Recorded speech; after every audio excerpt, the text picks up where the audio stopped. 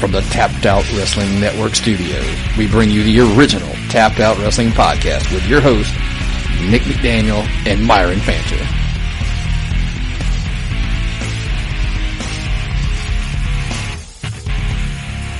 Well, here we are again, ladies and gentlemen. This is Nick. I am, of course, joined by my buddy Byron. Hello, guys. And we are here, as we typically are on our Wednesday weekly recap show, to break down Raw and Smackdown. What we saw this week in televised WWE wrestling. And there was a lot this week, man. I mean, it's funny that it's like, was it as impactful? Maybe not. This is a thing where you get 4 matches on your 2-hour program, and like, was it 18 on the 3-hour program? It felt like that. I have no idea what happened on Raw. Yeah. It's a good thing I take notes, right? So that way we can... Yeah, well, if you weren't taking notes, it'd be kind of pointless for us to do this because I'm lost half the time. Because Raw is forgettable right now. In my opinion, what you see on Raw is forgettable. And if they have to bring out any more stars, they're going to have to also bring medics with an EKG because it's going on to life support. Which is actually a funny part. It's where we're going to start this week. Because let's be honest with you, honestly, probably the highlight of Raw was the return of the dead man. Dong. And it's kind of weird how we even got there was in the beginning of the show, way early, which we're going to hop around a lot this week on our show. Mick was like getting his performance review, I think, or they were going to do it later. Stephanie's giving him a hard time. So jump forward to later in the show, Mick's in the ring. Yes. He's, I guess, what do they call it? He's reminiscing with some nostalgia about. Looking great, by the way, Mick. He absolutely does. DDP Yoga's definitely working. Yes. But so he calls out the Undertaker. So, after he reminisces there for a few minutes, of course the lights go out. Laughing in the dark. But then reminiscing. Stephanie McMahon comes out instead. Yeah. Talk about a buzzkill. And, of course, she's going to play the heel and apologize that Mick has not delivered the Undertaker. He's not going to be there. And then she, begins to just go through like a laundry list of failures of Mick's, pointing out how he's failed. And, of course, ultimately, she's going to blame the ratings loss a couple weeks ago to SmackDown on Mick. He always takes 1 step forward and 2 steps back, I think, basically is what she said. So, I guess let's address that before we get to Undertaker about the whole... I saw this intro, and I saw this promo, and I can see it over and over again because it's the same crap they put out every week on the intro to Raw. Your authority figure, Stephanie McMahon being just a mean boss and a bad human being, or Triple H coming out there, or Vince coming out there, or some other authority figure and doing this whole thing. And you get a guy like Foley, who they're using right now as the lovable doofus. I mean, he's the general manager, though. Yeah. That's what I don't get. He's not even like a babyface wrestler. Mm-hmm. Like, you hired this guy. He's like, remember Patterson and Briscoe when they were the Stooges? But here's the funniest piece of this whole puzzle between Stephanie and Mick to me is she's pointing out all his failures, and I'm like going, okay, he's the general manager, you're the commissioner, you hired him. So if he's a failure, didn't you fail at your job picking the right guy? This is like the employee hiring process. Yes. I think that they really have overemphasized Stephanie's position on the show.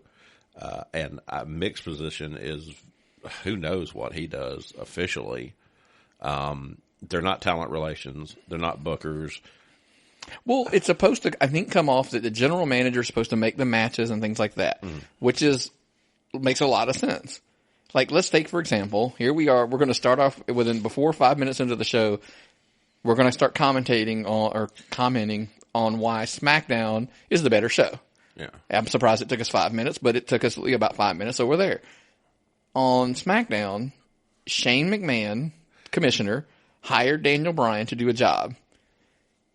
Very infrequently, since the draft happened, has Shane really interfered in decisions that Daniel Bryan made. And they also don't talk about Raw very much because following McMahon's program, when you're number one, you don't talk about number two. When you're number two, you talk about number one all the time. Right. So, but my point being is, so why doesn't Stephanie do the same thing?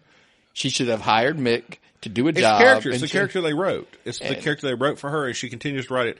And she fantasizes herself as some evil witch character, and that's what they're going to continue to do with her. Which we don't even want to go on that tangent of how she wants to be the evil, woman, authority figure, but she also wants to have all the great press out there about how she's heading up the every child charity with cancer in America. Yeah, so I'm like, it's that contradiction alone bullying bothers me. Old fat guys. Yeah, with one ear. Which is the total contradiction between her character and her, what she wants to be reality and the real world. I don't understand why they're still writing her that way because it's not. I mean, it's not over. I mean, everybody sees it and they know. Loves Stephanie. Huge Stephanie fan. She's horrible at this acting role. Now, she can be a bitch. A natural bitch she's fine at. Does a good job. But when she's this evil boss, no. It's tiresome. And it's the same gimmick we've seen for God knows how long. And we've said it. The heel authority figure needs to go away. They're never going to be as good as the McMahon. McMahon is the sum total of wonderful heel authority figures. That's all there is to it. And if you're never going to be as good, you're always going to be basically a poor imitation. Poor imitation. And what's worse, you're not only a poor imitation, but you share the last name with the guy who is the original or the best one ever. So just let it go. I mean, that's why I like what they do over SmackDown, where it's Commissioner Shane. Mm-hmm. He hired Daniel Bryan. And there's times where if Daniel Bryan can't be there, he's there. Right, or if Bryan needs a hand, he's there. He's more of a complimentary thing. Yeah. He's not. There was only the one occasion where Shane I felt like got in, but the funny part is the story, it made sense. Mm-hmm. It was when Daniel Bryan was starting to get a little personal with Miz. Yeah. That, Shane made the comment of, you're getting too emotional, you're getting too personal in the, into the situation.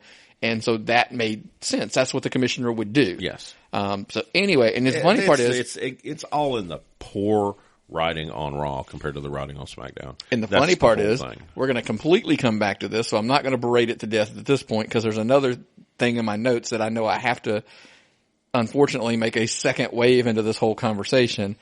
So of course, while she's, getting in Mick's ear. How funny is that? About, his failures, the gong hits. Yeah. The lightning starts, the smoke starts, the flames start. 30 years. I'm sorry. The walk down is just, it's getting old with me. Maybe I've lost my patience. You've lost it, man. I'm telling you. Come on down a little bit quicker. I tweeted out the next morning. I was like, I had to watch it again. Because I'm still a mark for The Undertaker. I've always loved his entrance, but they can speed it up a little bit.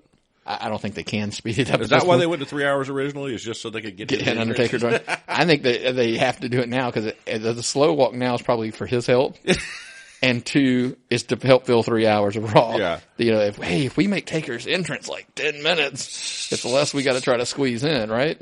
Well, he came out with a huge, huge announcement. He's going to be in the Royal Rumble. And that's, what I loved about the promo is in my notes, it says it was short, to the point, and it was effective. Yes.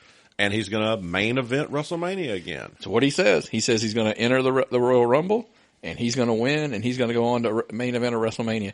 Notice he didn't say who he was going to fight if he went to WrestleMania. No. But what did he say, though?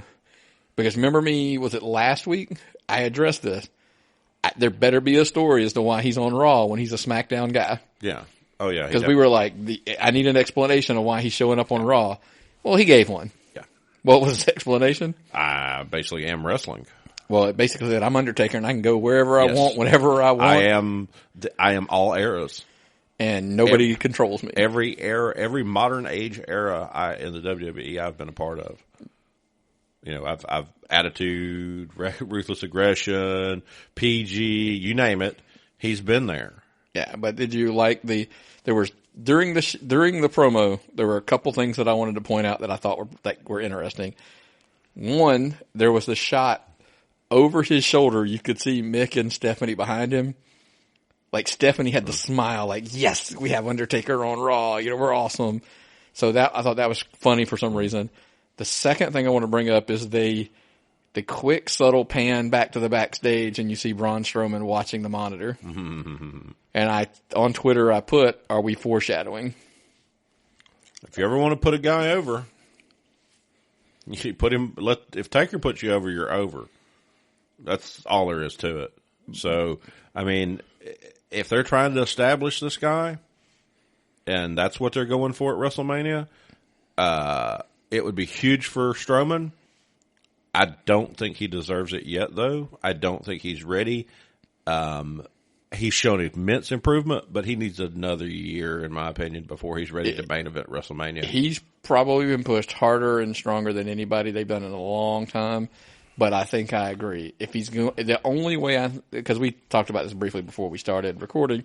One of the things that I think is if he's going to get a push and it's going to be at the Undertaker's expense, it's got to be him eliminating him at the Rumble.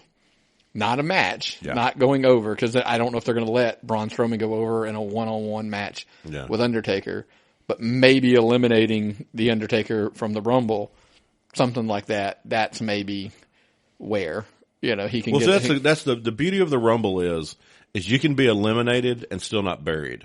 Right, you can get a fluke clothesline and you go out. I mean, freaking Maven eliminated the Undertaker one year. Remember that? Yep. And nobody sits here and says Taker got buried, man. He got put out by Maven one year. It's the Rumble. And that's when, bringing in AJ Styles last year and he got eliminated because it doesn't even matter. The only thing that matters, you got 30 guys in there. The only thing anybody pays attention to is the guy that wins. Yeah. And do you remember who eliminated him last year? No, I do not. Kevin Owens. Well, that's reasonable since Owens has had the huge push this year. But with the grand scheme of things, that's my point, though. It doesn't matter. Mm-hmm. You can come into the Rumble, not win, and it doesn't really hurt you. Oh, God, yeah. In your opinion, what's the difference this year between Owens' push and Reigns' push, where both of them did, they blew through and got all kind of belts and stuff this in 2016, but everybody loves Owens there, but nobody likes Reigns there.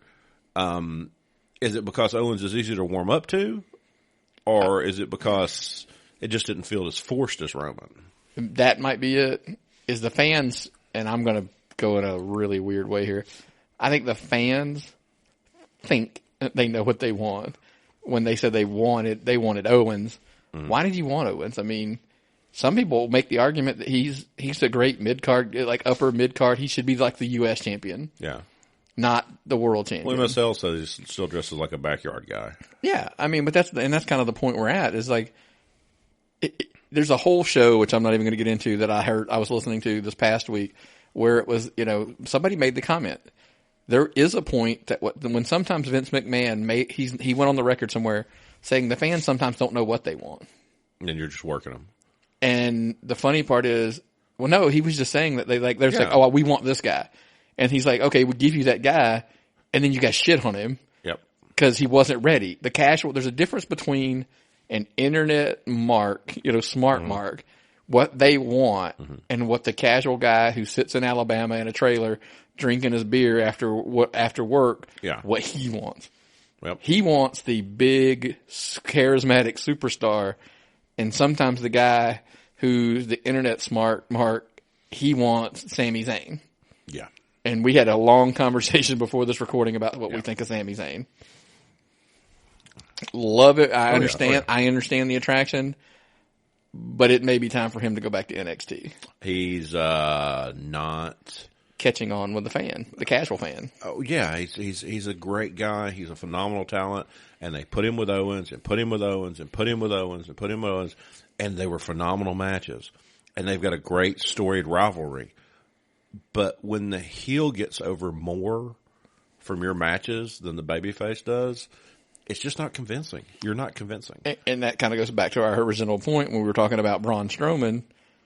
Braun Strowman can't work like Sami Zayn or Kevin Owens for that matter. And guess what? The casual fan looks at him and goes, holy shit, look at this guy. Yeah. He's a believable, I would never dream about wanting to fight. Braun Strowman. The thing Strowman gives is he gives you the same vibe that I got as a kid from Andre, Big John Studd. I would go more with the Big John Studd. I got you. When they pushed Bundy so hard, he's that thundering behemoth that is uncontrollable, and he's bigger and badder than everybody else, and he sells that. Yeah. Zayn's just incredibly talented. Well, Right. Yeah, but that doesn't, but let's be blunt at this point when we're talking about it, what the original issue we're talking about here's Undertaker. Yeah. Undertaker doesn't wrestle like a Sami Zayn style or, Finn Balor. I mean, why does it people love him? It's the character development. Yeah. Oh, yeah. It's character development. It's hard work, mystique, 25 years of it, instant credibility, merchandise, the whole 9 yard. And Undertaker, as somebody was saying the other day, is the greatest draw of all time because he's drawn longer. Oh, it's Sullivan. Sullivan's the one who says that. He's drawn longer than anyone else has. I mean, he's not always been the biggest draw every year. Right. But he's drawn for nearly 30 years. Sullivan's made the comment of Austin drew more in a shorter period of time. Yes. But nobody's drawn money like the Undertaker for as long as he. Exactly. He's been when Taker's there, he's one of the top draws in the company. Oh, yeah. And he's done it now for, like you said, 25, 30, whatever years he's been around now. He's been that guy. Mm-hmm. So he's probably been the biggest draw for the longest period of time, in wrestling, period. Yep. So totally makes sense. And like you said, what we're saying is, in the promo, he announces he's in the Rumble. And I think that comment alone shoots up everybody's interest in the Rumble. Oh, God. Because now everybody's like, well, hold on a second. We've already got Goldberg. Well, I knew who was going to win this. Well, we had the whole thing in our head of Goldberg and Lesnar are going to both in there. So, but we don't think one of those two are going to win because those two are going to fight at Mania, right? That's what the smart marks will all tell us. Oh, yeah. That's what I've read in all the every dirt sheet will tell you that those two can't win because they're going to, who says? Who's to say off now? One guy wins and the other guy gets a title match somewhere and wins it. Undertaker is, he's not the turd in the punch bowl ruining things. He's the turd in the punch bowl spoiling all your plans. I didn't see it coming. And now, because the intrigue becomes, now we have a third person in the match that we say, if he doesn't win, how does he not win? Well, look at this. A lot of these guys in this match are big time gold holders, old school. I mean, Taker's had the belt, Jericho's had the belts, Goldberg's had the WCW belt forever, Lesnar's had the belts. These are big draws, and they're throwing them all into this match. It might be the best best Royal Rumble roster ever. Because Triple H is going to come out for it. Maybe. Who knows? We don't know that, but we'll have to see. But we do know who's not going to be on it, right? Which was kind of disappointing. Shawn Michaels makes his return to Raw. That amazing super kick he had that I saw him drop. I was really surprised he could still do that. I wasn't. I tell you what, here's the funny part. As great of a job as I thought they did with the Undertaker win, I kind of felt like they dropped the ball on the Shawn Michaels return in waves, and I'll kind of explain. Okay, go ahead. Yeah. One, I know the whole comedy thing that he was real, the DX. The whole, when he comes down to the ring, he does his entrance, and then he acts like he's winded. When he's like, cheer for me guys a little longer. I got to catch my breath. That's, the entrance coming down. Shawn Michaels was at his best when he was serious, in my opinion. Okay.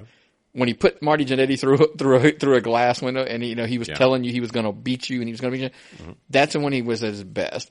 I always felt like he wasn't as cool as the DX angle, maybe is what I'm trying to go with.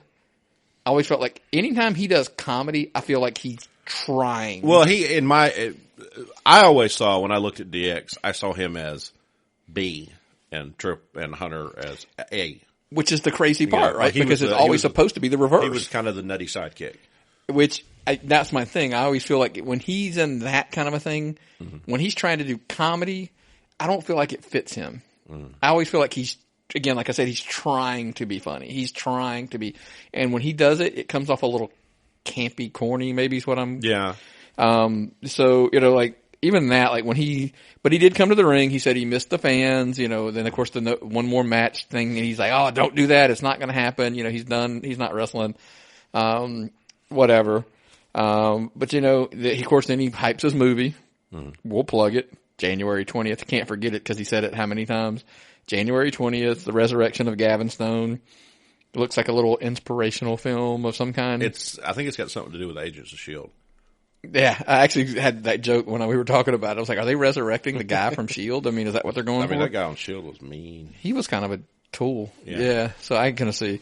But of course, as he's pushing his movie, Rusev music hits, and he comes out with, God, Rusev is so stiff. Put my wife in your movie. Put my wife in your movie. Yeah. And was that dress, was that Lana, is that one of those things that it changes colors with the angles? Because you thought it was blue, then you thought it was green. Yeah, it was like a hologram. And the funny part was, as he's trying to say, like, put her in my movie, or put her in your movie, because otherwise it's going to be a bomb. And Michaels is trying to say, like, I don't really think it works like that. The movie's already done. It's coming out. And he starts talking about Golden Globes and spinning her around. And he makes the whole joke of, you can't spin your wife around and talk about Golden Globes. Yeah, Sean, I'm sorry, Sean. I listened to the Pritchard episode. I know they didn't intend to bury you or want to bury you, but they buried you, in my opinion. Yeah. And it's hard for you to come out and make any statement about a woman, and I'm thinking Sunny. Yep. I'm sorry. Sunny days, right? I am so sorry. I know you're not that person anymore, but I'm an easy mark. You show me something, and that's what I imprint on my head. That's you. I can't. The whole lipstick in the mirror thing. That's the only thing I can remember about Shawn Michaels. Yeah, that was a little odd. Yeah. So my thing with this whole Rusev thing was, like you said, the delivery was really stiff. It was really dry. It wasn't working. And then even the joke of, like, it must be an American joke because I don't understand. And I'm like, dude, come on. Yeah. Keep your mouth shut. Yeah. Nikolai Volkov. Never. Those guys, they weren't talkers. Well, talkers. Here we go. Because of course, to try to liven up the segment, they bring out Enzo and Cass. It's gonna get bad by the time I get to the end. I know. Enzo and Cass work their way down to the ring, or wheel down to the ring, and the Rascal, of course. And yet he managed to hobble up into the ring, and they cut the promo. Realest guy in the room is Shawn Michaels. Blah blah blah blah. But somewhere in all of the trash talking back and forth, we end up with a match. Let's just get to the meat of it. Yeah. The match is, because Cass tells Cass tells Rusev that if he's got a problem with that, then they can settle it right now. He deflects to Jinder Mahal, who didn't look happy about it, that he's not going to fight Cass. No. And, even the whole, the soft / 2 words for you combination into the punchline. Weird. It just was awkward. It was the haters with what you kids say today. They're haters. Yeah, yeah. It was horrible.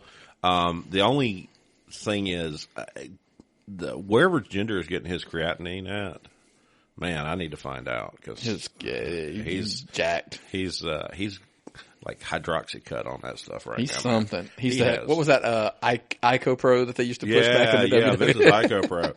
He might have found a stash of that. He went to the warehouse and found it, and he's been taking it. But so then back to the super kick you were talking about. Of course, as Shawn hits the super kick on Rusev outside, which then of course leads into Jinder Mahal being pinned, of course, by Cass, and the very sloppy ending. How can you take Enzo and Cass and make it boring? Well, here's the thing. That's funny part is last note on this whole thing is in this program is what I wrote in this program. No one looks better than they started. No. Enzo looks weak because they put him in a wheelchair / rascal. I think is he actually hurt? I don't know. I don't think so. I saw so many conflicting reports. Cass and Rusev, the chemistry, and now clearly Mahal, the ring chemistry is not that good. Well, Mahal is stiff. Rusev is a great talent, but wasted right now. That's like I said. I just think dwindling away. All parties involved. Cass is dwindling away. Yeah. They're ruining these two guys right now. They've got to hotshot them, which I hate to say. They've got to hotshot them back into a bigger program after this. They got to get this over with and move them on. They got to pull the head off the zit and let the rest of the guys come up because you've got 4 guys at the top of the Raw program that are clogging. Which we're going to we obviously are going to get there, yeah. But the whole problem, like I said, is I don't think anybody in this whole cluster their looks mid-card better. Is so weak. The only good thing, in my opinion, on the mid-card is Rusev. Rusev. Sheamus and Cesaro is the best thing they've got on the mid-card on Raw right now, in my opinion. And I agree, yes, because you're talking about the cluster at the top was our next thing to go into, because literally every week, week in and week out, have you not noticed it becomes the Reigns, Rollins, Owens, Jericho like segment of our show. 4 guys. Phenomenal talents. And Roman Reigns. And then, Reigns is boring for me. He looks good with other people most of the time. But I always would like to see Rollins. I always like to see Jericho. I always like to see Kevin Owens. But it's like watching Kevin Owens and Sami Zayn on every pay-per-view. I'm getting tired of seeing it. Right. It loses its impact, and it's stuck. And you're not developing a program with anybody else. You're not rotating people through. It's just... Well, we referenced it before. Again, yes. You guys should hear the conversation beforehand. Sometimes we joke about we've wasted our best material exactly before we even hit the record button. But we were referencing another episode a show we were talking about where it was like at this point when the statistic was given out, it was 18 weeks had followed since the draft. Mm-hmm. Roman Reigns had been in the main event 14 of 18 weeks. Mm-hmm. And it also had involved Owens or Jericho in the main event against him. Yeah. The 4 that did not, it was Reigns versus Rusev. Yep. So we're talking now of us, that's almost 5 months, 4 to 5 months of solid Roman Reigns in the main event. Well, or of these 4, it was these 4 were all in the cluster at the main event. Well, and it's the thing is, these aren't bad wrestlers. If they had crap at the top, it would be just atrocious. Actually, it probably wouldn't be. Take it back. I want to rephrase that. They've got 4 amazing guys in a stagnant program, so that's probably worse than not doing anything at all. I'd agree. Why don't you throw somebody else in there in the mix every now and then? I mean, because then I think the other ones that were not involved Roman Reigns was like the 1 or 2. What is it? 1 main event where the women did it. Yeah, and that was a good program. That was the time we said, "Wow, that was a great program." Wasn't that the one that get 3 across the board when the women main evented? Yeah. Well, you see what you got there. So anyway, let's again. I have one entire page of notes that's all involves these 4 because we can't even separate them anymore. No, it's we can't say it's the Reigns, Owens, Rollins, Jericho. Feud. Shirkio. It's literally like the 4 cluster feud, and it started all at the very beginning of the show and it ended the show. Yeah. So again, this is what we're fed to the chunk of 3 hours. While we did mention the, backstage thing when the show first started with Mick and Steph. Well, of course, Rollins had come in, he had started talking, and of course then Braun runs in. He's angry about the finish of last week's episode. Where, Reigns and Goldberg had speared him. Now, the funny part is, I loved that segment. They did well. Yeah, they did. Because it started saying, are we teasing the Goldberg possibly may cross paths with Reigns? Who knows? Who knows what they're going to do with it? Because I'm twisting all kinds of things in my head going, well, hell, let's let Goldberg win the Rumble. Let's have him and Lesnar fight. Who knows? Maybe that thing gets drug out to SummerSlam. Yeah. I don't care. Well, they've got so much. So much money in Goldberg right now. How about this? Put the belt on Reigns at the Rumble, and this is weird. This has literally just popped into my head while we're talking about this. Let Goldberg win. Somehow something happens with Lesnar. He gets eliminated by. Let's say he's eliminated by Goldberg. Mm-hmm. Goldberg goes on to win the Rumble. Mm-hmm. And at Mania, we get Goldberg Reigns for the title. Everybody's like, well, I don't want it. It's different. You got a huge draw in the world title picture for crying out loud, because right now, we don't think the best stars on the show are fighting for the title. No. Mm-mm. So Goldberg and he beats him. Yeah. At Mania, I guarantee you that crowd pops for that. It's money. It's anything with the word Goldberg in the main event's money. Okay? Put Goldberg in the main event versus Ellsworth, and you'd still draw a full house. And now this is going to drag for a while. I don't think they can drag it out. As I'm saying it, I get that it can't happen and understand why. Because for one, I don't know how many appearances they have Goldberg for. But do you not remember last year during the meat of the year when we had Lesnar with the title and he was hardly ever there? Yeah, hardly ever there. Let's say Goldberg wins the title at Mania. He's just hitting your big shows ever so. and we get him versus somebody else. I don't know. Do we get him versus Owens? Get him show up on SmackDown with the title. Reigns gets a rematch at something. I mean, let's say, I don't know how invested they are. Hell, let's get it to SummerSlam where it's Lesnar Goldberg for the title. Right now, the only 2 belts that are really focused on are the SmackDown title and the Intercontinental title. Everything else is like, it doesn't matter who it's on because they keep using the same chemistry. Well, I think this changed a little bit on that show. I think this show changed that slightly. Because we'll get there. Because as we said, Braun wants one of those. So Rollins, of course, is who dare you to interrupt me, blah, blah, blah, blah. That I liked. I did. I liked that. I liked whatever that match thing they had was. Well, that's it. This is kind of where, again, for some reason, this group of clustered together. Braun kind of got mixed into there a little bit this week, which was nice because it at least broke it up a little bit. Because we found out, now here's where I'm about to go back to where I said I was going to reference the Stephanie thing that bugs me. We found out that we're going to have a U.S. title match where Roman Reigns is going to fight Chris Jericho and Kevin Owens in a handicap match for the United States title. And if either one of the two of them pin Roman Reigns, that person becomes U.S. champion.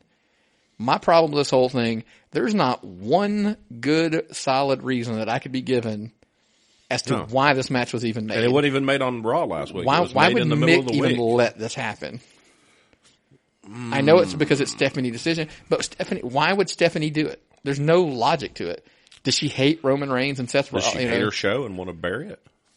I'm just saying, does she hate? I mean, does she hate her champion so much that she's never really been a big fan of Owens and Jericho. Unless they're trying to put the belts on Owens and Jericho, so they both have a belt, and they're going to use that as a rub later. Well, I've got a huge theory on where they're going with it, which is kind of the funny because let's run, so this match is going to happen. They have it. I'm joking. Why is this book, Mick? I don't understand. Before the match even takes place, the brawl breaks out. It's all over the place. He tries to put him in the shark cage. Roman tries to put Jericho in the shark cage. They're fighting around the ring. They've got but then of course Braun comes down and he just puts the beat down. And I tweeted out this little comment about it. Basically, it looked like the jackals, Jericho and Owens, were picking the meat off the bone while the lion Braun Strowman was kicking him. And so of course Rollins comes down to make the save. And they say, boom, that all breaks up. Of course, Stephanie's like, this isn't going to happen. We're going to have this match. It's just going to happen later. Yeah. But just so for good measure, we're going to get Rollins versus Braun, which is what we thought we were getting anyway because of what happened and thing. So this comes to what you loved this match more than, probably I liked it, but I'll know you. It was a visceral violent match. It was Braun lumbering and doing his big man stuff, and then Seth coming back with a legitimate, agility type based attack where he was faster and he was taking out Strowman's knees and he was working smart. Seth, the architect, he's that evil plotting genius. So it's good to, it's good to say, well, he could beat him. I know that Sami Zayn guy can't, but Seth can beat him because he's a genius. Yeah, and plus he's positioned on the card higher. He's positioned to be a bigger star. Well, he was the first person that took a chunk out of made Strowman look not invulnerable. But they did do a good job, even though he got him down to cover him. So now Seth Rollins is the second person apparently to cover him, behind Chris Jericho. But nothing lasted longer than like one count, or even at two he powered out. So Braun still looked really strong. I thought they protected them both with the double count out. And you slam Andre the Giant. Right. It was a good match. I really did. They protected both of them, which was fine. So this I was actually really good with. Now we're coming back to the part that I was like, okay, here's what I said about at the main event of the card, because here we are hopping. If you're trying to do a time slapse, this is not the best place. Roman now has to fight the Jericho Owens match that we talked about earlier again. And my note was, I hated this booking, but it got the result that I needed them to have. Yeah. Because I think you're correct. I think we had to get the title off of of Roman because he just never looked like he wanted that title. No. He said something in the back, and I am not going to take sole credit for it. I did hear the comment, and it bugged me, but it bugged somebody else I listened to. Wade Keller made a comment. Why on God's green earth did the babyface in the backstage interview segment say, I am obligated to defend the title tonight, and that's why I'm doing it? Okay, your babyface should say, I'm a fighting champion, and I defend my title no matter what situation I pin in, and I'm going to overcome all of the odds. The Miz at that house show where he's like, I'm obligated to have this match, but I'm not putting my title up. Right, but he just always came off, Roman came off like he never... Are we being worked? Maybe. Are we being worked? Are we building the biggest heel of all time? If that's what they're doing, they're genius because it's working. Because think about it. They give you what you think you want and put Owens with the title and shove this face on you all the time with Roman, and they're making us hate him regardless. This might be the biggest work ever. Sure, it could be. I mean, that would be if it turned out to be. But the problem is now though, everybody has said turn him heel so long. When they turn him heel, they're going to be like, they finally listened to us. They could have been there. It's not their plan. We think, but if it was their plan the whole time, But the thing is, he's getting booed as a babyface, and they're still driving him. So they know what they're doing. They know if they were going to flip him or change something, they'd have done it already. They know that he's getting booed, and they like it, and they were doing something with it, and they're making a program out of it. Right, which comes back to we got the result we completely needed. Because the problem, well, now let's give you the ending that we got. I want to notice one of the little details of this match and the reason why is I'm going to give you something I think is going to happen. And I went on Taz's show's feed and I actually put what I'm about to say on there so the record could be shown that I've said this before whatever happens. Owens fed Reigns to Jericho. If you pay attention, he hit that power bomb on the apron. Mm-hmm. They scooped him back up. Owens picks him up and basically pushes him over into the code breaker, and then lets Jericho do the pin. That weird sideways code breaker through the ropes or something. Or well, no, when they got him back into the ring, he was lifting him up. Yeah. They got him to his feet. Jericho basically stepped back enough, and Owens slightly pushes. Uh-huh. And if you go back and watch it, it's really subtle. Mm-hmm. And then, of course, Jericho hits the code breaker, and then Jericho does the cover, the 1, 2, 3. Chris Jericho's now the United States champion. So they can both say now they are both the Universal Champion and the United States champions. Wow. Well, what I shot up to I put it on the Taz show, because my next possible future, I think where they're going is, unfortunately for all of us, Roman Reigns is going to capture the title at Royal Rumble. I have in my heart of hearts. The unified title or the title? No, he's going to beat. I think what's going to happen is some way, somehow, because we joked about putting him in the shark cage. What happens in the shark cage? Yep. It always either you manage to get something down to your guy and he wins, or something happens. You toss down a chain or something, and something backfires. Yeah, and that's what I think is going to happen. I think Jericho's going to have something. He's going to toss it down. Reigns is going to get a hold of it, and he's going to use it, and he's going to become the champion. So now what we will have is now the Universal title will be on Reigns, and then we're going to hear we are the United States champion.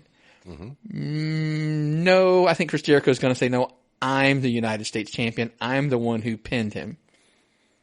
Owens has a legit beef. Yeah. I gave you him. I fed you Roman Reigns to give you that victory. I let you pin him. Well, the thing is, Mr. Meltzer, when are you going to publish this story? Because the last time you came out with the most brilliant booking, it showed up in the dirt sheets. Yeah. You're too good on this. You got it dead on. It'd be the perfect time to turn, because, who's going to be the face heel in the Owens Jericho thing?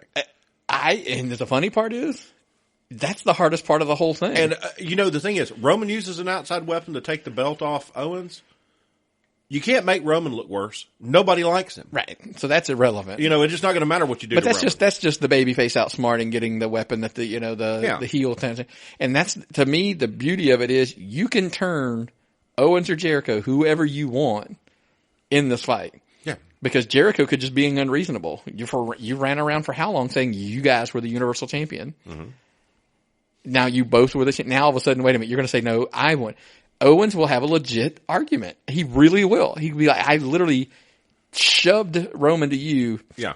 Let you hit the code breaker and then stepped back to let you pin him. Because as much as I don't want to see the belt on Reigns, it would break up the storyline. Absolutely. And break up this clog in the toilet and let the turd pass on down. And then I think we head into WrestleMania, into a match that we thought we were going to get anyway, but now it's a little more tweaked of an interest. Yeah. Because now we say we're going to get Kevin Owens and Chris Jericho for the United States Championship.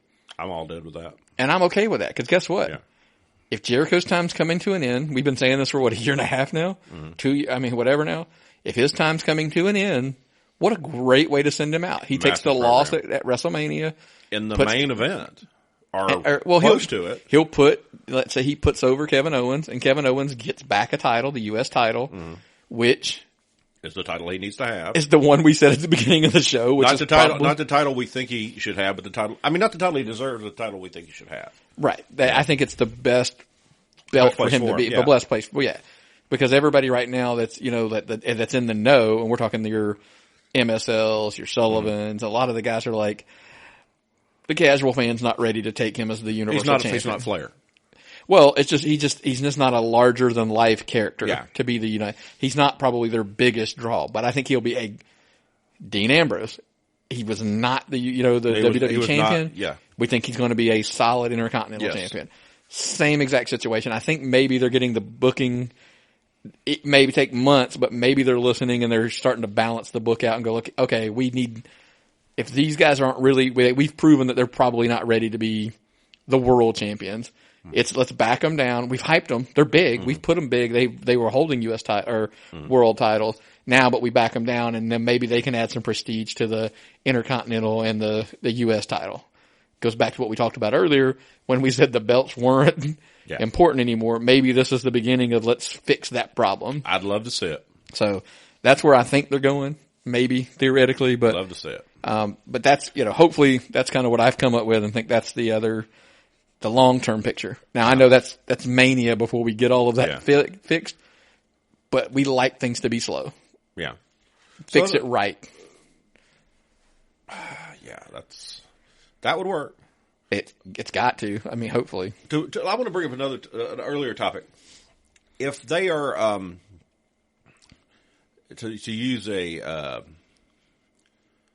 better, an old explanation for Strowman is back when they were getting Andre ready for a program with Hogan at WrestleMania, and so you'd get him over, make him look big. Who's Hogan if Strowman is Andre in this? Let's get Seth Rollins. They're using Seth Rollins to make him look still like a monster. They keep preparing him. Who's going to be his Hogan? I'm hoping, in the grand scheme of things, it's not the match everybody wants to hear, but it's, obviously, if I've already, because you got to remember, in my head, I've already slotted Jericho and Owens. I mean, I've slotted, we think, no matter what happens, somehow I have this gut feeling it's Cena, Undertaker, which is the reason if they're going to do that match, it's got to happen now. I want that match. We want it because we want to see it. Yeah.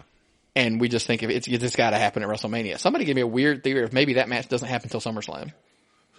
Do you get your call when you win, or do you have to defend a fight for your program's belt? If a SmackDown guy gets it, does he have to? They haven't clearly said that. That's been another booking question mark that I've not liked. I haven't liked. Well, then that that's why Taker came out on SmackDown and said he was a SmackDown guy. That's going to be Cena. That's who I think. The belt will be on Cena. They'll put the belt on Cena at the Rumble, and then. Do you realize that we've actually booked the changing of both world titles at Rumble? Because we've said Reigns taking it off Owens, and if we say Cena takes it off, you don't want to hear the irony of that? What's that? they gave the internet fans what they wanted for how long? They gave them Owens and Styles as the champions, but we're heading into WrestleMania season. Oh, they're WrestleMania. They got to fight. And they're going to put the belts back on. Well, they're going to put the title on Reigns, their guy, and John Cena, their guy, because they sit there and realize, because what we've talked about earlier. Now, Styles is the exception, so I'm going to leave him out there, but I don't think they have faith that those two are their champions going into WrestleMania season. Can sell the buy rate. I think they want to see Cena, Undertaker, Reigns, and who you just asked the question, which is how I danced that long walk to get there. Yep. I think Braun Strowman is probably his opponent at WrestleMania for the world title. If Brock's going to and this is because this is the mini puzzles coming together. If Brock is tied up with Goldberg over here, there's not many other people on that card that I think that the monster they've built with Braun Strowman. I'd like to see Reigns and Strowman. Yeah, I mean at least they've built. Think about it. They built that monster since September almost. Yep, we're getting ready for a program with Hogan. Just answered. Yep, they just did what you asked me. They built Andre, quote unquote, Braun, all the way through to the monster to feed that way. You got Reigns and Braun fighting. Now, granted, I unfortunately think Reigns is being fed Braun Strowman. Yeah, they've hyped him just enough to feed him to to Reigns to win. That's the theory, but who knows? The problem with that is with all that dance, who does that for, if we make it all the way to, which at the pace they go, I hate to say it, but Miz is probably going to fight Dean Ambrose for the Intercontinental title. Because they don't do their stuff that fast on SmackDown. SmackDown doesn't need to. And so if that puts that case, who does that have AJ fighting? It's got to be the Miz. It's got to be the Miz. I mean, does he slide into the Intercontinental slot all of a sudden? I don't think AJ or the dark horse is the entire thing that we love about SmackDown is you've got a dark horse over here that you're not thinking about, but it's the raging, crazy Dolph Ziggler, no longer in pink. Maybe. In black. I'm going to get to that. I'm going to get, we did not discuss this, but that actually was on my notes, which is funny. Let's go ahead because we're so eager to get to SmackDown. Yes. Let's knock these. Literally, I have 4 notes, 1-line notes to cover for the rest of Raw, and we're gonna go through them quick. First, the women. It was a waste of women's in that match. We're worried about that because this was a bad week for the women. You just don't cluster. Take you the best of your program and stick it in one match. You got 3 hours. You got 2 easy matches there. Right. You stick it all in one, and you. Because basically they had the backstage brawl that broke out between Charlotte and Nia Jax and Sasha and Bayley, and they slapped them in a tag match, which is what we always hate about women when they do that on Raw. They slap them in tag matches. Nia Jax, however, I will give them credit, was booked super strong. She did look like a monster again, which was a plus. Then my next note was Neville, awesome. Love him as the heel. I love that he's not his moveset's changed more heel, more ground and pound, and I love that he's gone to the submission hold as the finish versus doing the red arrow, which everybody loves. Yes. That looked awesome. Heel's got to stay on the ground. Yep. Sheamus with Luke Gallows match. I do love where they're going with this. I'd love that they're pacing it out a little bit so we're not getting it's not like it's not like they did the New Day. Every non-title match they lose, and then they win the title. They shit on them, and then they win title matches. Right. No, break them apart, have them have a match. Great matches, by the way. Yeah, by the way, both of these. Awesome, solid, great matches as singles. That way you don't have to lose as champions. Then put them in the champion match, the championship match. The guys are great. They're prepared. Yeah, it's a good program, good solid program. And then the last note on there was Titus O'Neil Part 2.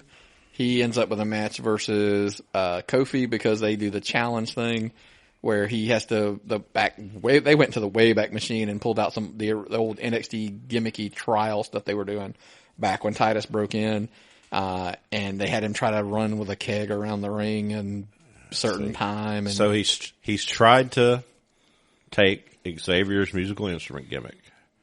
He's tried to challenge Kofi with those challenges. Next week, we have one other member left, and he specializes in pelvic thrusts. I don't like where this is going. By the way, shout out to Jesus, I always screw this up when I try to. It's still real to us, damn it. Yeah. On Facebook, put up an article. It was legit. Is it the FCF? Oh, complaints against against wrestling. Against wrestling about like pelvic thrusting. Yeah. So that go to their Facebook page and look it up. Well, I thought it was pretty funny to be honest with you. Oh yeah. But so next week I'm guessing. Here's the funny part is we don't know. We're just assuming that we're going to get Titus doing it again, and he's going to end up wrestling Big E at some point on Raw. Yeah, and we're just having to assume, which we will address later. That's one of the strengths again of SmackDown versus Raw is that here we are assuming that something's going to happen next week, just because. Yeah. So if we didn't cover anything on Raw, we're sorry because we went as fast as we could, and we went for 50 minutes on Raw. Yeah, that's trying to get through that. It's and like trying to go fast.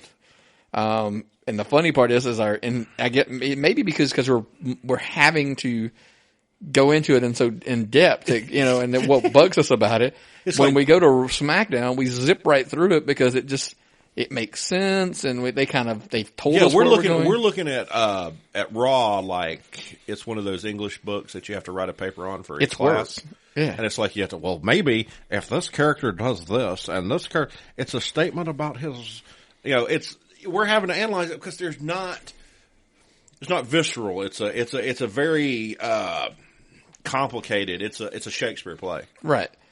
And then you go over to SmackDown, you see something you enjoy, you see something you understand, bingo. Right. Like we're going to not, because here's the thing we loved about SmackDown, the things we knew we were getting this week because they announced them last week were my two big things to address, right out of the gate. Number one, we knew we were having a match with John Cena versus Baron Corbin because they announced it last week. Yes. And my notes here are Baron Corbin looked dominant for the first probably 10, 11 minutes of this match. Dominant. So I think they did a great job in protecting him. Because let's be blunt, if we talked about it last week and made predictions, I don't think either one of us would have said that we thought that Baron Corbin was going to beat John Cena. Not in this league. And not with him going into a world title match at the Rumble. No. They're going to protect Cena, and they're going to build Super Cena going into that Rumble, which makes perfect sense. The only knocks that I had on it is the match itself was the ending looked rushed. We talked about that. Yeah. It was almost like somebody got like a time cue late and was like, oh crap, guys, you got 2 minutes to go home. And so they went like boom, boom, boom, boom, and the match ended. But again, it worked because they had made Corbin look so dominant. It just like Cena overcame that dominance and got the win, which again, we thought he was going to win anyway.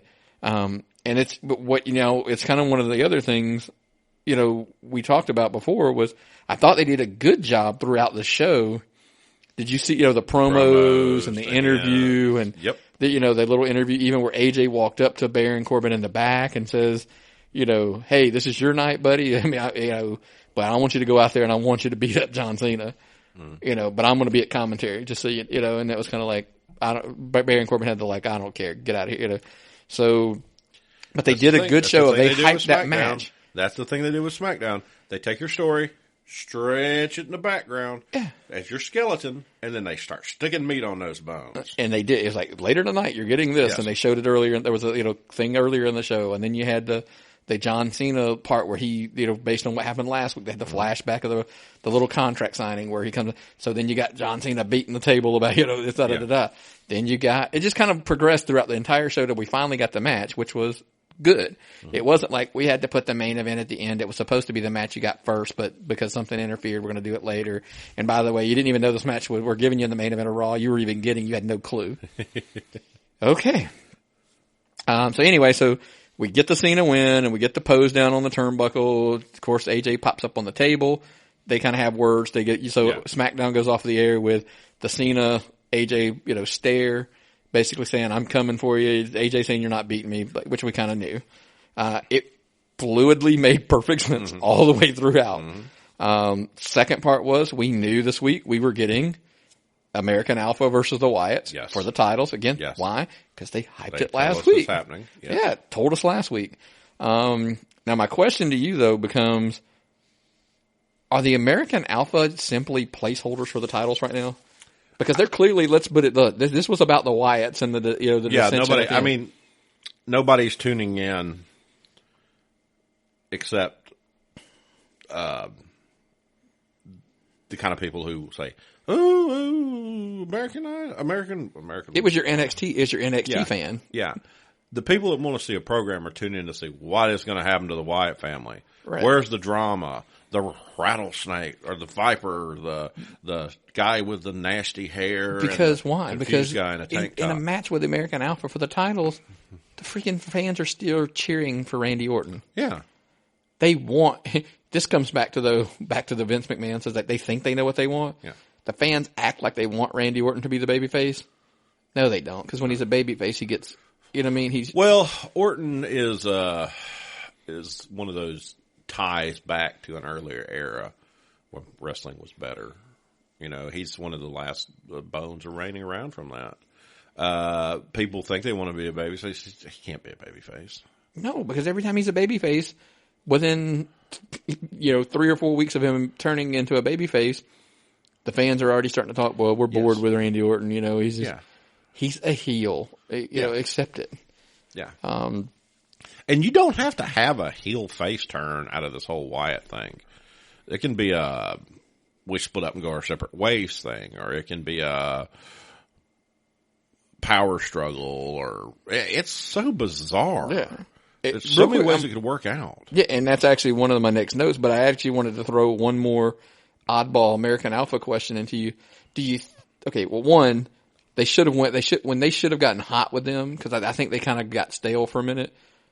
They should have went hard with them when they did that Usos feud. Because the people were so invested in the Usos at the time when they turned to heel. Uh-huh.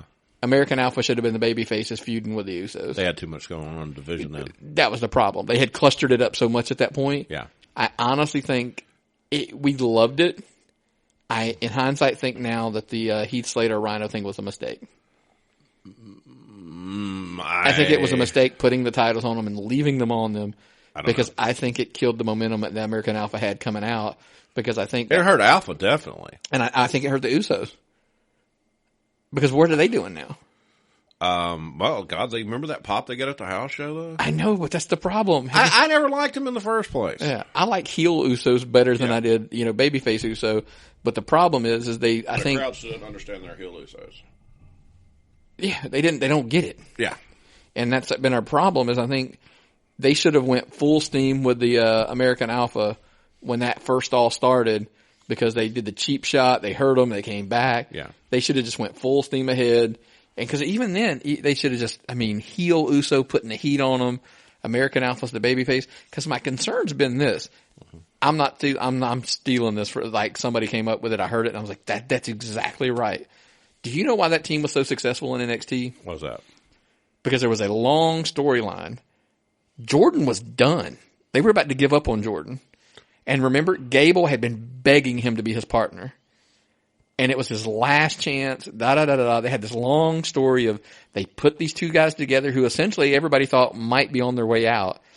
And they fought from underneath as the babyface team and climbed and climbed and climbed to the point when they won those titles. Do you remember the pop they got when they won those NXT titles on that TakeOver special?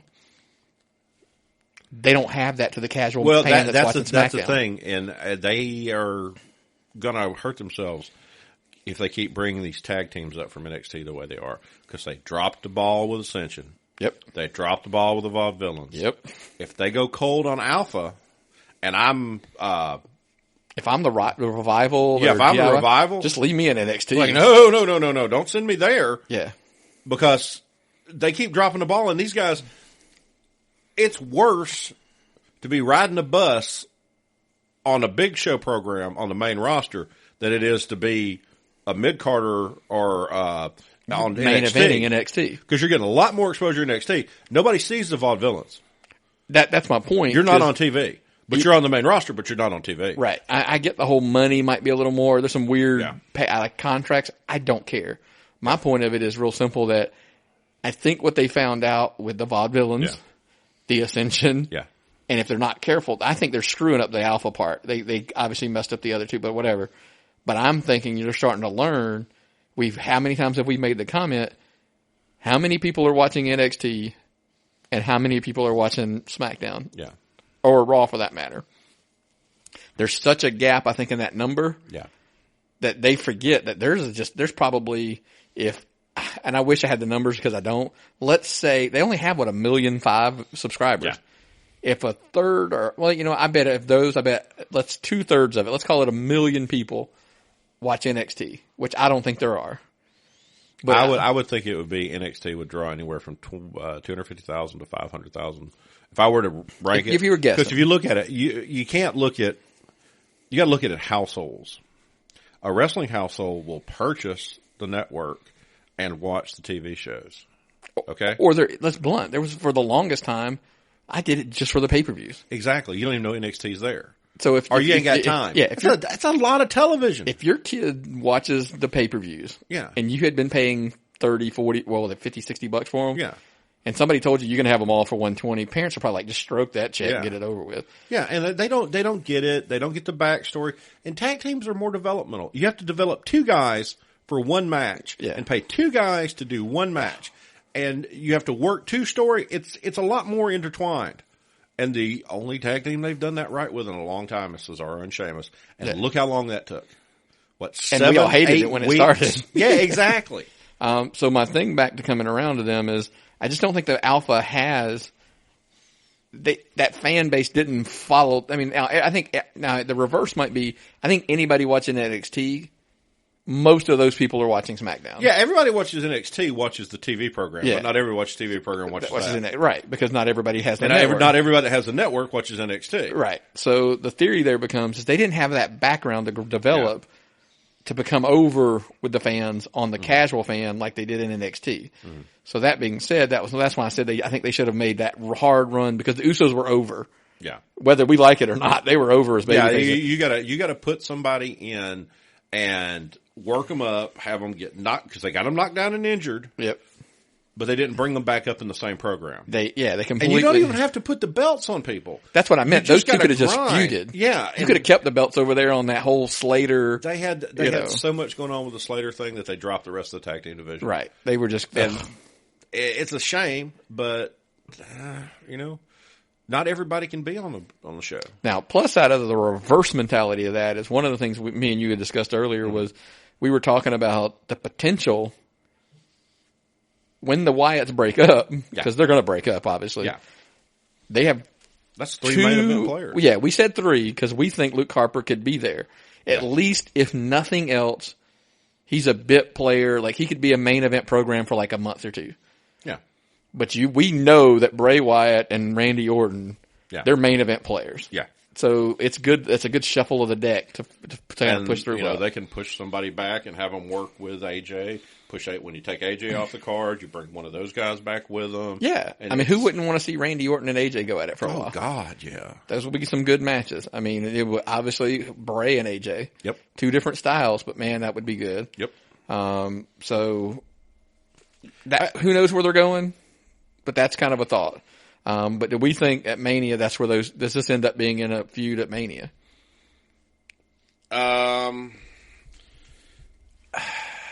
I don't know. I'm waiting to see. I'll know something better after SmackDown next week, which I'll be watching intently because I'm so excited about this whole thing. Right. So now, going into the next portion of the SmackDown that I wanted to talk about was Dean Ambrose and The Miz. Because we are getting what we wanted with Dean Ambrose being stepped back down as IC champion, getting him out of the world title picture. And the show opened up, again, we're not in time sequence here. We opened up SmackDown with the Ambrose Asylum, where his guest was The Miz. Yes. Miz, wants to have, he comes out, cuts a promo on him and says he doesn't want to get his lawyers involved. So if he just wants to do this the easy way, he could just give back his Intercontinental title. Mm-hmm. And kind of the funny part of that whole answer was Dean says, I do have something I want to give you back. And I won't lie, I popped for it. It was funny. When he hands back the Miz Participation Award that he gave him, was it months ago or weeks or months ago? And he says, here, blah, blah, blah.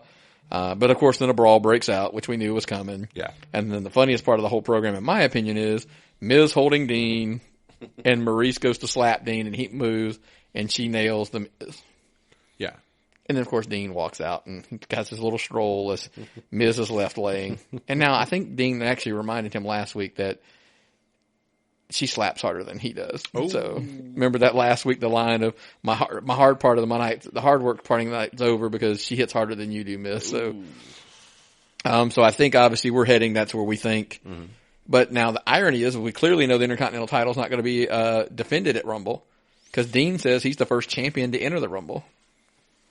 So Dean and Miz aren't fighting at the Rumble. We'll see, man. It's going to be interesting. Well, because the Rumble's always been a history of that match, and then there's usually 3 or 4 other matches is all you get. Yeah. And we already know we're getting Cena and Styles. The card's booked. Yeah, and you're getting Bayley, Charlotte, and we're getting Reigns, Owens with the shark cage with Jericho hanging above. So, I mean, we're getting pretty full pretty quick. Yeah. So, we'll see. Now, next part, it goes back to something you addressed earlier. That's why I wanted to hold off for a second. We got Kalisto versus Dolph Ziggler. Yes. Black pants Dolph Ziggler. I actually tweeted out when I saw that, is this a subtle thing of where we're heading? To let him know it's full heel Ziggler. It's the best way to do it. You know, pink never was good for him at all. I mean, not when it comes to trunks. Nobody has handled pink trunks since Bret Hart. Yeah. And nobody should ever take them again. Nope. Unless it was like Natty. I mean, you know. But men, as far as men wrestlers, no. It's wrestling's a lot about image, regardless of what you say. I mean, and you can say, oh, this is this, and this is that they don't do this, and you know, that doesn't matter anymore. It's just a color. But wrestling's about image, and you got to portray. You know, it's a facade that you have to put on. Quote of the program. We talked about this before we started. Yep. Everybody claims they want the best wrestlers in the world, but it's all about character development. Yep. Presentations, most people everything. just like a good entrance song. Yeah. I mean, it kind of is what it is. I mean, we love Braun, you know, just because of the monster they created. He's not a great worker. I mean, he's good. He's doing what he's supposed to do. And he's learning. He's getting better. He's learning. We're high on Baron Corbin. I am. I know I am. I'm higher than Corbin, you. But we'll figure him out. But I think he needs to work on some presentation things more than anything. I love his attitude, but I think the presentation's kind of. I wish they would cut his hair a little bit. Yeah. Anyway, don't get me started. That's a whole other. And one of the things I did like about the Dolph Ziggler match, I don't know if you caught this. David Otunga had one of his better weeks of commentary, and I'll tell you why I think that. Which we're going to get to something else on the second part of it, but. One of the things, little subtle things, he's acting more like a babyface commentator now, which is what he should be. Clearly JBL's the heel, clearly. Yeah. Morrow should be straight play-by-play, and then Otunga at nothing else should be babyface to counteract, to try to argue. And what does that other guy do? I don't know. He's like a third nut. I don't know. I mean, at this point, it's just crazy. Because what he did was, a subtle thing he said, you know, JBL made the thing of he's frustrated because he can't buy a win. Mm-hmm. Dolph Ziggler can't. Otunga's comeback was something to the effect of, I understand he's frustrated, but there's better ways to handle it. Yeah. As simple as that line was, it's a babyface, you know, saying, I understand you've had a rough year and you're it's not what you thought. It should be, and you're having, you're having a run of losses here. But there, you got to be a babyface about the way you handle it, and not the heel who's where we're going with this is bashing people with chairs. Yeah. Because obviously Kalisto gets the surprise win with the little roll thing he does and gets the win. Ziggler's so frustrated he puts the beat down on him to the point he goes out and grabs a chair where the commentators are and just puts a beat down on him. Mm-hmm. Then you got your that guy that looks like a smaller version of Titus O'Neil. But he smiles. Smiley face guy comes down. Apollo Crews tries to make the save. Yes, he's a good guy. Just they ran him so hot for a while and then just backed off on him. I guess trying to figure out. So Apollo Crews going to say he takes a bunch of beatings too. So you got this crazy Dolph Ziggler running around, smashing people, losing his temper. It's cool. He's frustrated. He don't know what to do. Perfect program for the Intercontinental title with Ambrose right now. Down the road, that's probably, we think that's where probably if they can build him. So my thing is, guys, if they're going to do this with Dolph Ziggler, he does have to start winning. Yeah. The running joke of it's sports entertainment, wins and losses don't matter. It totally matters. Yeah. And I think and especially considering the whole angle's based on the fact he's turning heel because he can't buy a win. Yeah. Good guy Ziggler's not winning, so heel Ziggler needs to win. Hook or by crook with chairs, no matter what, he needs to go through a run. He needs to beat Kalisto. He needs to beat Cruz. He needs to keep going. And and this is the big if Dean Ambrose is still your champion at whatever point he ends with that program with The Miz, you're right. Heel Ziggler needs to fight Dean Ambrose. Because those two can go out and have a great match, and I think but that's just me. And he can look like Mr. Perfect. Looks like a little bit like Mr. Perfect as it is. So. Yeah, exactly. Yeah. So that was the big four. The other things I wanted to knock out. I hate to say that we're doing this, dude, because this week the women's section again was on SmackDown was even chopped up pretty hard. Yeah.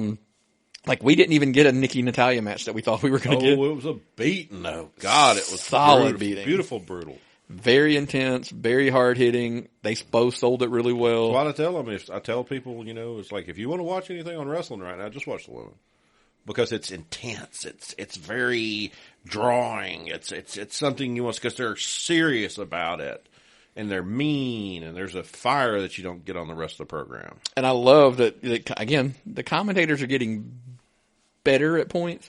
I've thrown out 2 compliments to the commentating team, and trust me, the next little thing that we're going to cover, I'm going to absolutely shred one of the commentators on some. So I'll make up for it to you guys, I promise. But yeah, those two just are doing. They talk about how personal it is, and this is why these two are beating the hell out of each other and trying to. And she takes the knee out, she locks the sharpshooter in. It's almost like Ron Fuller's cutting a promo on the Bullet. Yeah, I mean, it was really, really good. I mean, so actually, I really like. Yeah. And one of the things we're talking about, which is going to tie into the next one as well, we've discussed this in the past. SmackDown just does a better job of stretching the story out. Yes. You don't have to, like Raw always feels like they're going to turn like if the Orton, Wyatt, the whole Wyatt thing was on Raw, they would have broken them up first week there was any hint of a dissension. That split would have happened. They would have been done.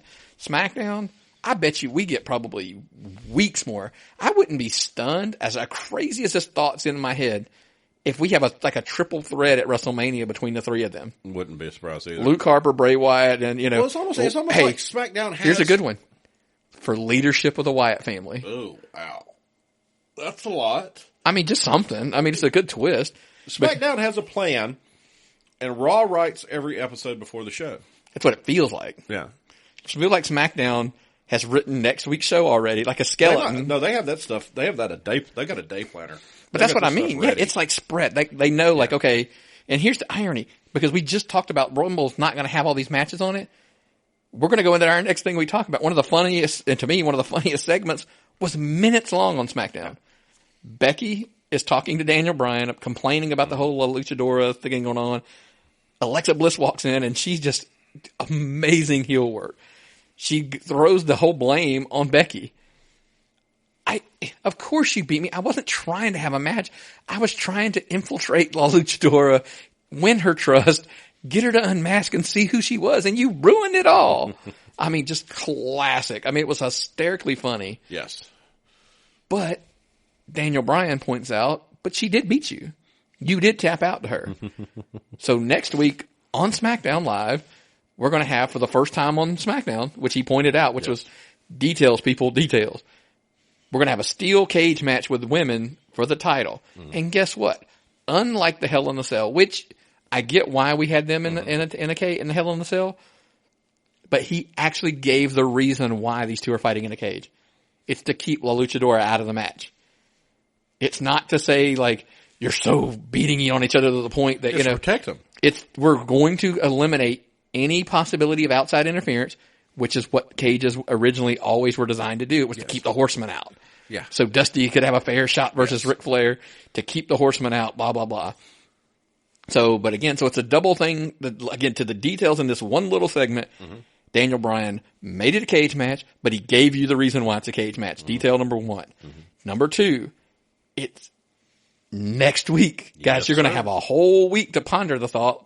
Us geeks, who, especially the ones of us like the women's wrestling, are going, we got a women's fight in a cage next week, and it's for the title. Yep.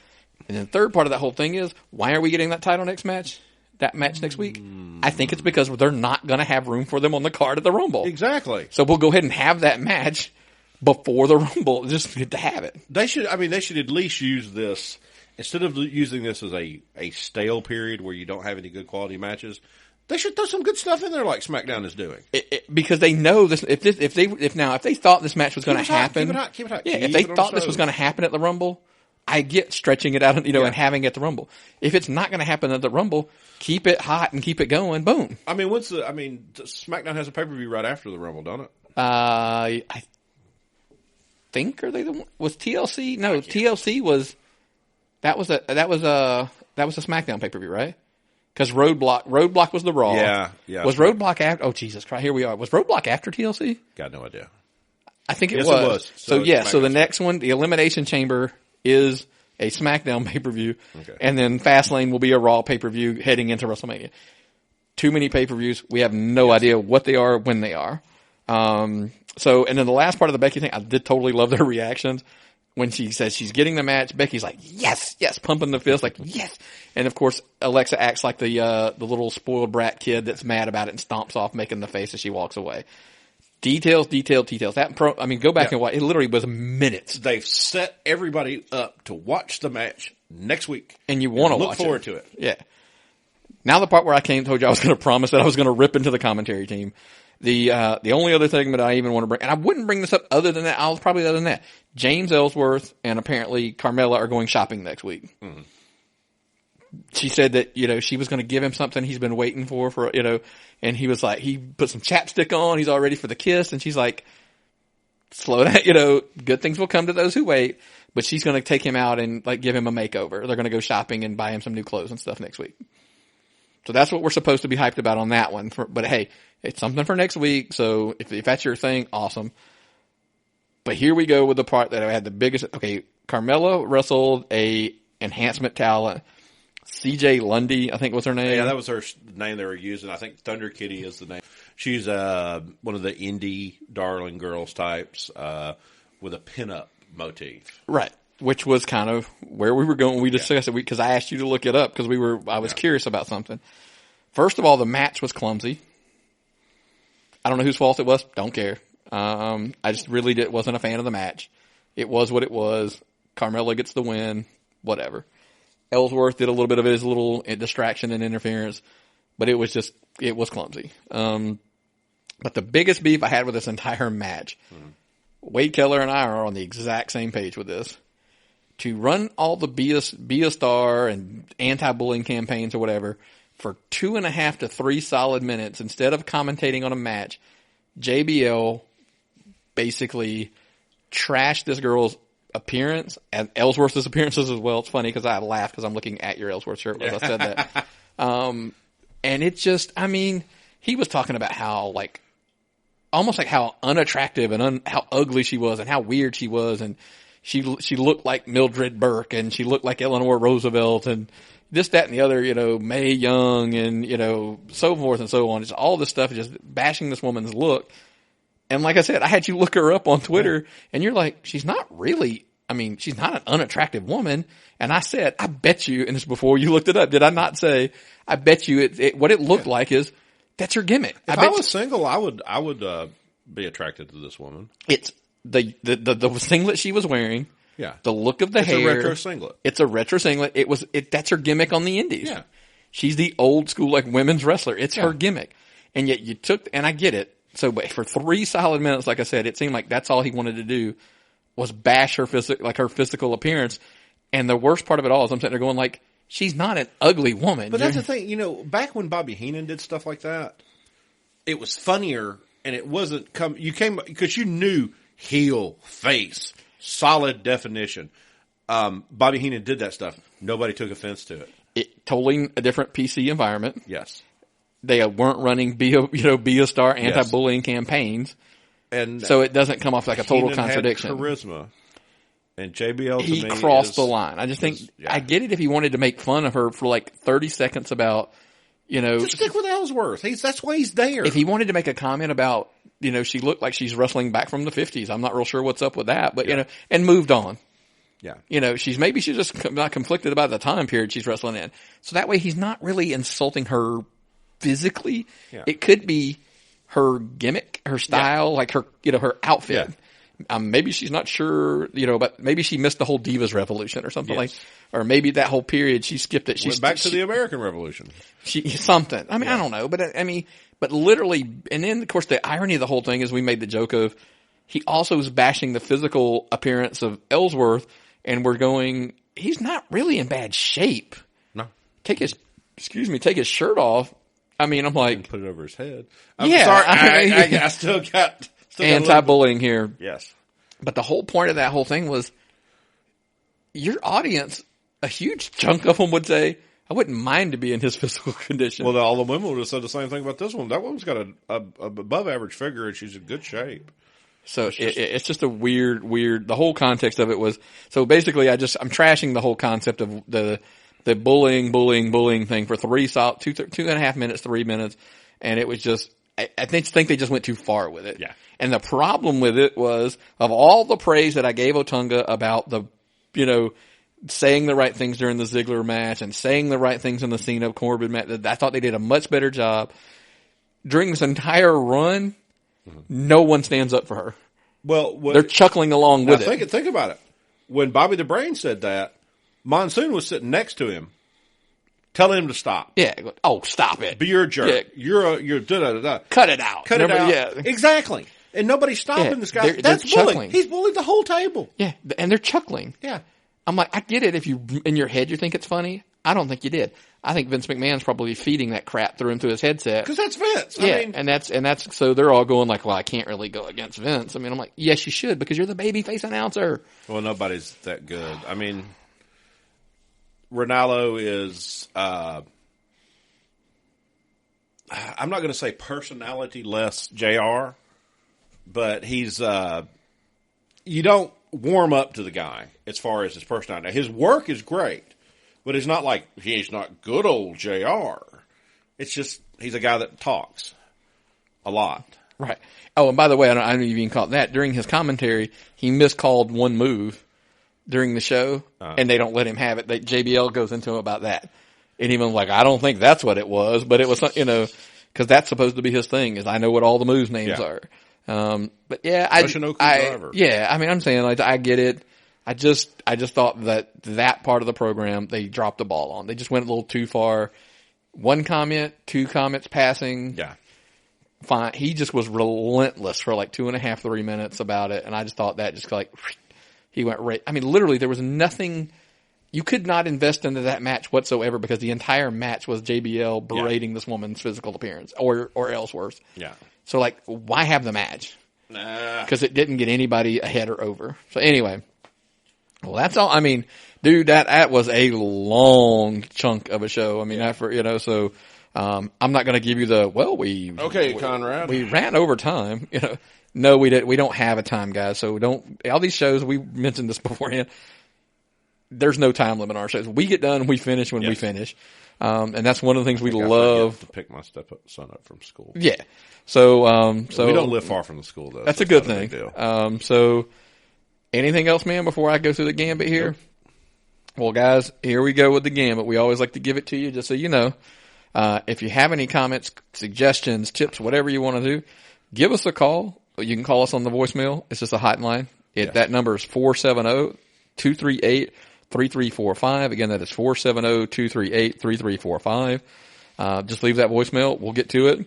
But our favorite way to get a hold of us, it seems like it's everybody's favorite lately. Email. Go straight to the email, man. It is tappedoutwrestlingpodcast@gmail.com. tappedoutwrestlingpodcast@gmail.com. Pretty simple. It's our name. Add the Gmail. You're good. And man, Twitter just seems to be where everybody's at. That's where you now. find us. We are, obviously during Raw and during SmackDown, I'm tweeting out. Myron's throwing stuff up on Facebook, going. So find us, man, at Twitter. It's just simple, man. It's @TappedOutPod. That is @TappedOutPod. You can send us a message on there if you want, if that's easier for you than sending the whole email thing. But we also interact. We've got a lot of people we're going back and forth with. While we're here, what's your Twitter, man? So they can shoot if they want to contact Myron the Mark TOP. Myron the Mark TOP. Mine is just Tapped Out Nick. That is at Tapped Out Nick. Shoot us if you want to just have something directly to one of the two of us, go there.